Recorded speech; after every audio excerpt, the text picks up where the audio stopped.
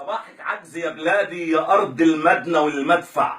صباح أرديحي من الغربة وأجيب من فين عشان أدفع. يا عايزاني أصبح كل يوم بجنيه وأمسي كل ليل بجنيه، وابن البيه في راحة وعز يتمرقع. يا سيباني في ذل الغربة بنعاني ومنعاني، ولا قلتي في يوم ارجع. وبتحمل عشان مضطر وحاسب نفسي في المكسب وعاتب روحي في المقصر.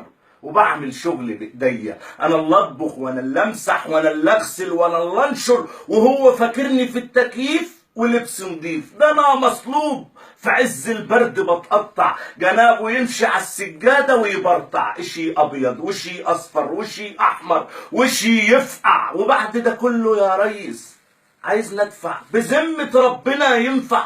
بتطلب شهر من واحد وهو في الاساس اقرع. مفيش عندك حلول تانية بدون شحتة ولا تصبيح؟ يا ريس نفسي تبقى صريح، تحارب بس في الأقوى وتوزن كفة التصحيح. ما تتشطر يا سيدي في مرة على السارقين وعلى الفاسدين وعلى النهبين. يا ريس قول لي انت مين؟ انا المظلوم ومجني عليه، وكل حرامي في بلدي واخد له بس قول مليون وكام فدان هدية عليه. وصبح لي صباح الخير يا مصر. ستوب يا راجل يا برنس.